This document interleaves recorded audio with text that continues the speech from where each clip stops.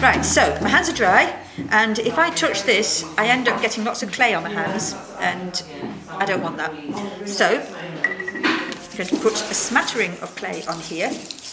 I can see that, so I'm going to rub it on here because I don't want to be able to see it. I just want to know that it's there. I just need a very broad sort of small amount of coverage. So I'm putting my clay on here, and this is just a file, plastic file. It does have a little bit of texture. If you can find a smooth one, then you'd have no texture on there, but I want to get rid of some of this clay. I don't want to have this. I use plastic sleeves.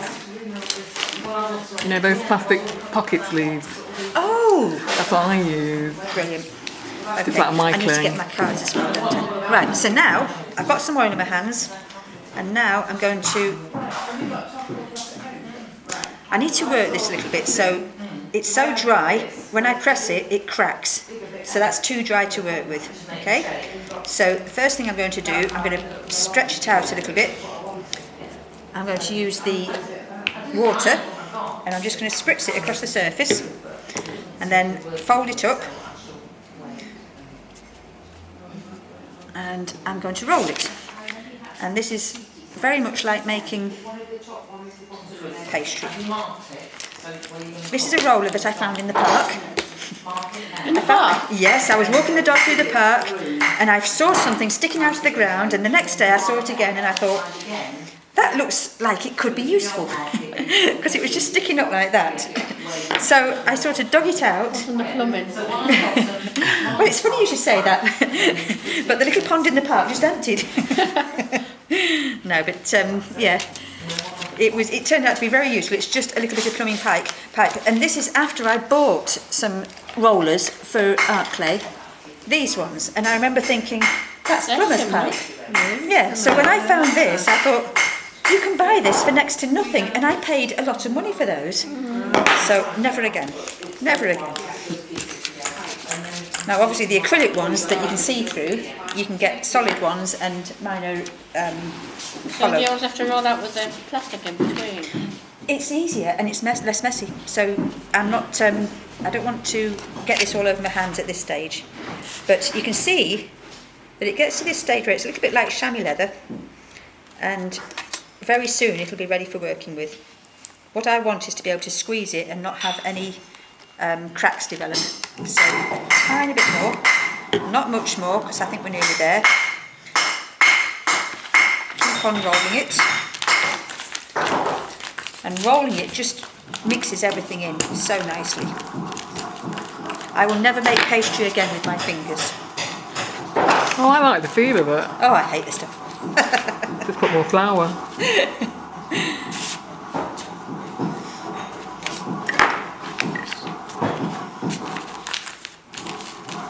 Now this clay is very close to being fully conditioned, and that's how you need to make it. Now the thing with clay... It's got my name on the top of that. Yes, there was another Gina in my other group. That she's been in my bag. Well, I think when I first found Gina Stelly on Facebook, I thought, oh, I wonder if that's Gina from my group. Oh, yeah. Now you see how it's beginning to get a little bit strong. It's beginning to be like chamois leather, yeah? And that's what I'm looking for. So I don't know if I could perhaps just put a little bit more water. It's still not quite there, I don't think. So one more, very small amount. So you can actually feel it cracking still? It just doesn't feel quite dry, wet enough. Okay. But yeah, I think... If you put too much water on, what happens if you put too much water on, if you put too much water on, you can work it with your hands for a little while, because the heat from your hands is enough to dry it out. It's drying all the time, and it dries very quickly without any help from you. So your warm hands will speed up the process. And once you've got your clay conditioned and working for you and with you, then the best thing to do is keep it in the fridge. Now you see that's not breaking up, and that's what I'm looking for. It's like plastic, it's like chamois leather, so that is conditioned and working now. So all the time I'm using this now, it's drying up on me, and if I'm not careful, it's going to be too dry, and I'll have to condition it all over again. So this is all ready for working. So you either wrap it up in cling film and keep it in the fridge if you're going to keep it for a few weeks, or you wrap it up in cling film and use little bits as you need them. Okay? Now what I'm going to do, See, there's no breakage now. That's my nails maybe, but there's no, it's very pliable. It's a bit like Play-Doh. Yeah. So it's just squeezing out, and you can see my fingerprints on there. So if you were doing a fingerprint thing, you could very easily create a small piece. Yeah. And exactly, you could roll it out. Let me just get my cards, sorry. 6. Got 6 cards on each side. Oh, for like the left one, is it? Yeah. So right now, if I roll that out, it's going to be a certain thickness all the way across. Ah. Okay. So I've taken that thickness. It's the same thickness. I've got a ridge there from the plastic, so something to bear in mind. Now that's a tip. Yeah, try not to get a ridge in from your plastic. Okay. So if I wanted to, I could then use my thumb, and there's my fingerprint, and then I will peel off around. If I had taken this, if I had cut through that and left it there, when it's thin like this and even, what happens is that the minute I remove this, it sticks back together again. Okay, so you take off everything that you've got before you remove the cutter. So now you can see that I've got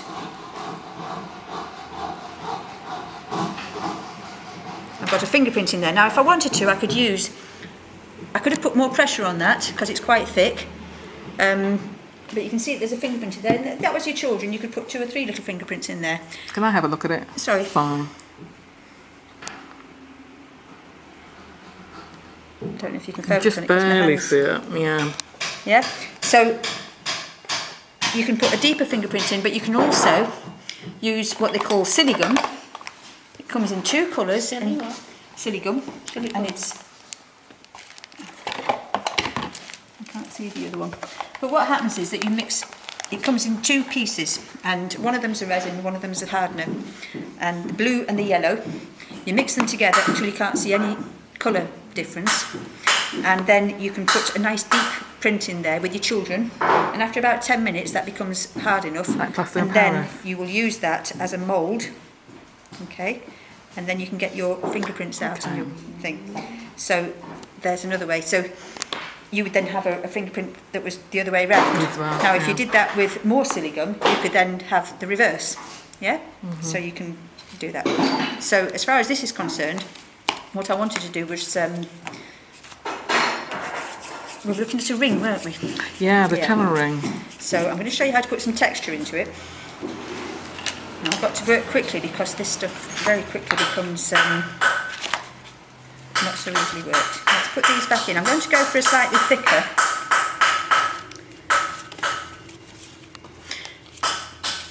Right, I've got 8 pieces, 8 cards now. And because this is bronze, I can get away with 8 cards thick and it's not going to cost me the earth. If I did this with silver, you'd need a good whack of silver and it would be the whole lot. So I'm going to make that. I'm going to just roll it out into a sausage because you noticed last time that when I rolled it out, it sort of went that way. So I'm rolling it out into a sausage so that it will still go that way, but it will be wider. How much did you say that piece cost then? Did you say about little block that you know, in bronze, approximately? The little piece that I got hold of, well, that 100 grams cost about £30 and I've Okay. taken off about a third. Right, okay. Okay, so £30, £10. Yeah. Okay. Now then, if I want to, I might want to put some texture on it. There's different ways of putting texture on things. I've already picked up some texture from the back. I can do it. Now then, I haven't put oil on this. Let's put some oil on first. I suppose you can spray oil on as well, couldn't you? Spray. You could, but you probably have too much. You don't want a lot, you just want a small amount. Now I can do it under or over, but if this was a texture mat, I would make sure the cards were on top of the texture mat, so that when I do my roll through, everything's still at the right height. Okay? So you wouldn't add water. You wouldn't add water at all. Oil is actually better, or to lubricate it. Stop it sticking. No, the oil is to. It's done. It's like a barrier, isn't it? So it doesn't. Now you can see that you've got the texture of this on there. Now because these are quite thick, I could probably use a much thicker, a much heavier. What's that, rubber? Yeah, it's a texture mat. and you can see that it's Okay. Printing. Come Where do you get those? Where do you get those from? From online places as well? that sell Sculpted tools clay. for Use it for sculpted clay. a drop of oil, and I really want to put some oil into this before I use it. And when I put this on here, I'm going to do it the other way around.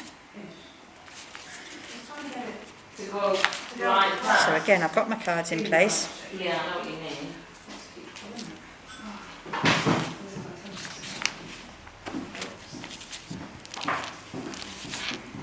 Oops, moved. So I've got texture there. One thing that you need to be aware of is that if you press the texture in too much, you end up with very thin sections, and those thin sections will snap easily when you're dealing with the dried product. Okay, so although I can make that deeper, I can reduce the number of cards, and I can make that slightly more imprinted.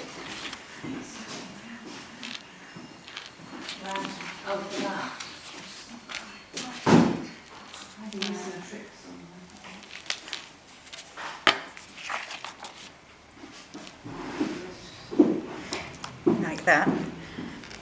If I go too deep, then it's going to be too weak in those places where it's deeper. So now if I wanted to use this, let's say I want to use it for a ring.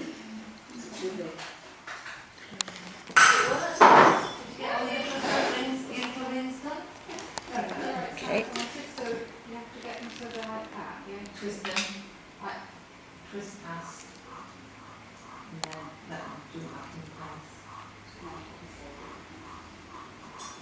Now what happens is that it starts to stick back to itself as soon as you cut through it, so you must try and take that off ASAP. Otherwise it's just, you have to cut through it a second time.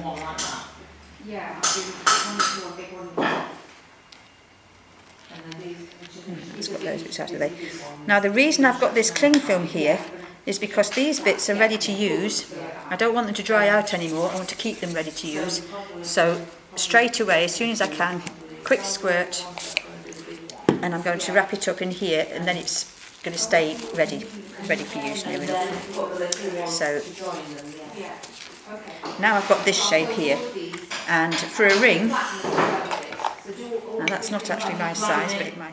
Some way of measuring it and committing that to paper, so you can get a paper size, so you can then cut around the size. It has to be about 2 sizes bigger, because this bronze, yes, and each of these clays comes with a list of instructions that will tell you what shrinkage. Now with the bronze it shrinks somewhere between 12 and 15%, so I need to make sure that the ring I make is bigger so that it can shrink down 12 or 15%. But once it's baked, once it's been cooked in the kiln, you can sand it and file it if you need to open it out a little bit more, or you can even hammer it. It's still, but you don't want to do that if you can avoid it. So let's say that I've decided how big my ring is going to be. Oh, I don't know, you making that into a ring. What you've got to do is when you do Okay. make one, you want big joints.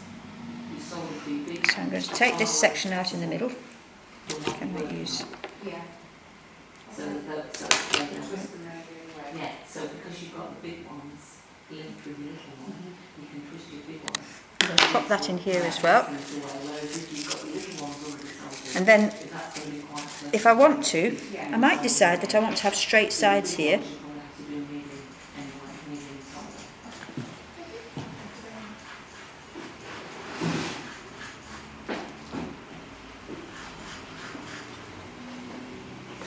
Sorry, I could do that with a ruler.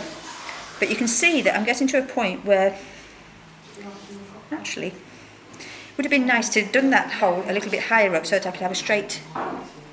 Wish I thought about this more clearly. Right. No, no, it's just- no, it's because great. it's sculpting. How I can do Yes. this. I wondered how to make these. I can So- make these. What I would do now, yeah.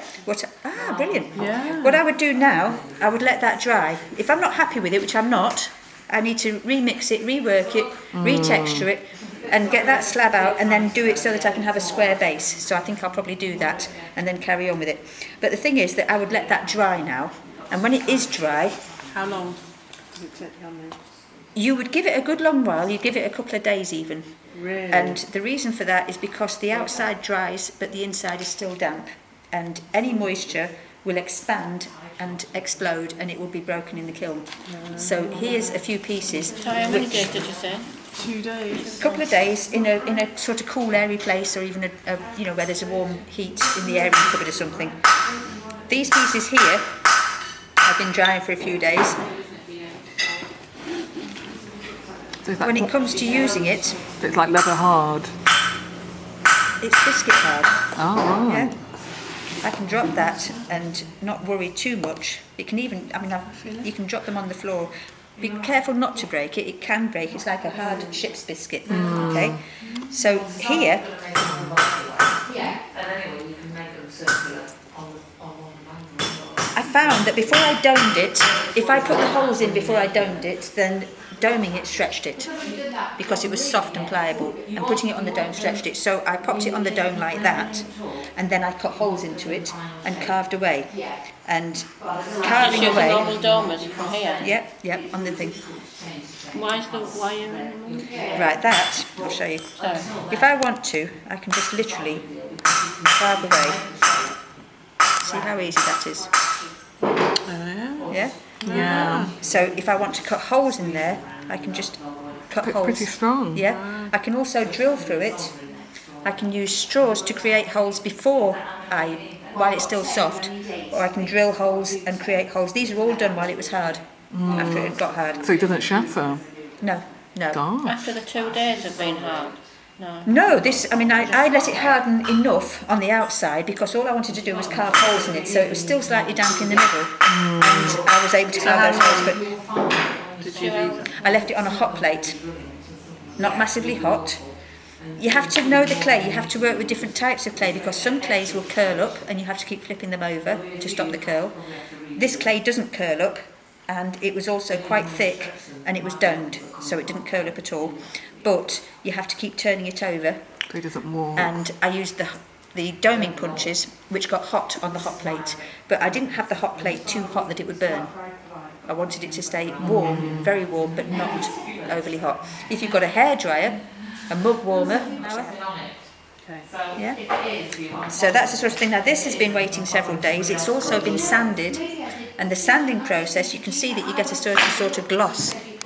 Sorry, Yeah. what's that? Is that just that's a leaf? Oh, it's a pendant, isn't it? Yeah, it's a pendant. Yeah. They've taken the hole out, they've put a shape in there, and then they've sanded it with sanding paper. And this is fine sanding paper, sorry.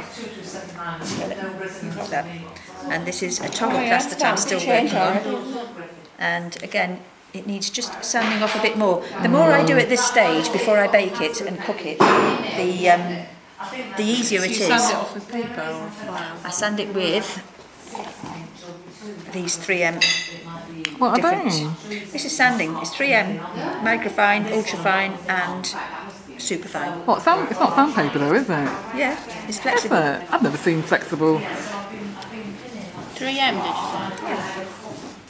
3M sanding paper. Now you'll note, Right. okay, you can get it in paper format, so it's like paper, soft paper. You can get it in sponges, which is like foam sponge, and this is It's like a sponge. a different sort of sponge. I've got a much finer soft sponge.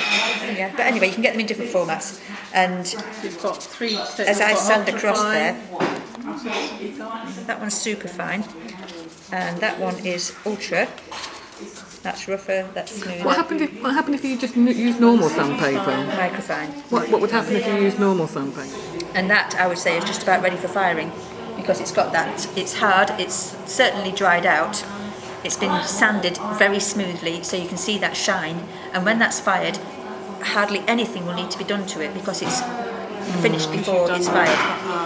So when you're sanding, is it the same as the other? You have to sand in one direction? Or No, with this one, because you're using these sanding papers, I'm not going to do it on that one because it's not mine.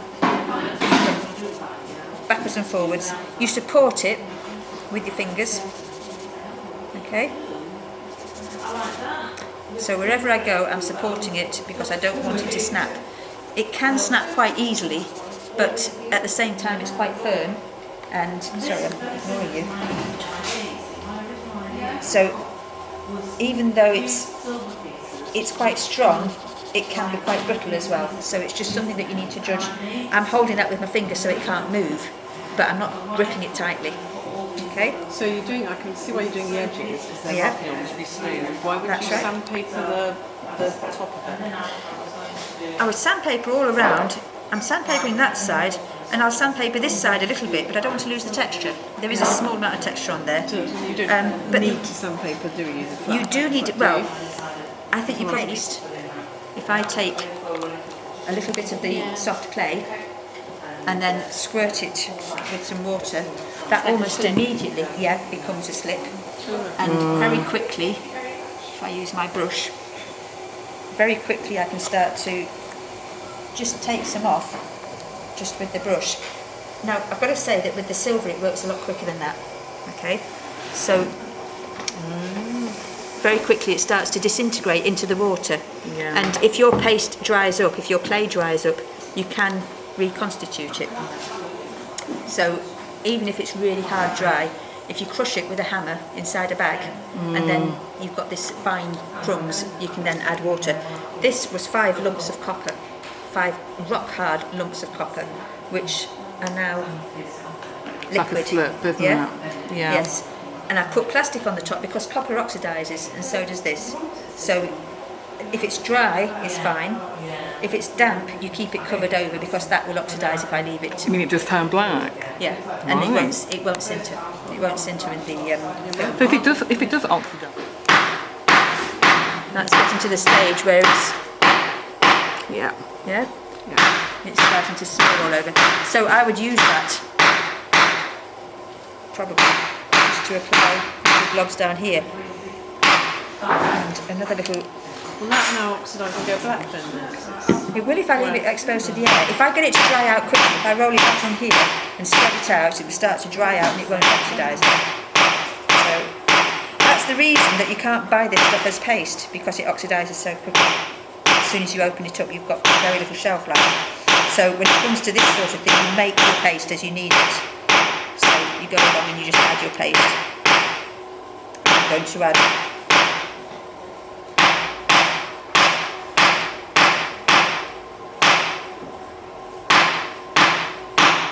the water is releasing the paste, so the copper is being exposed again.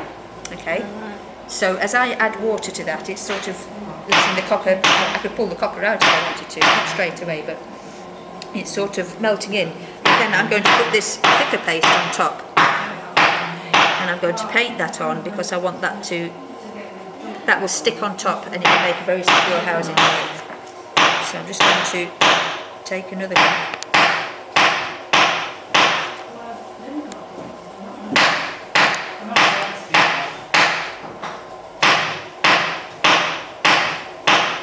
When that's on top, you won't be able to see that, and of course when the turquoise is in place,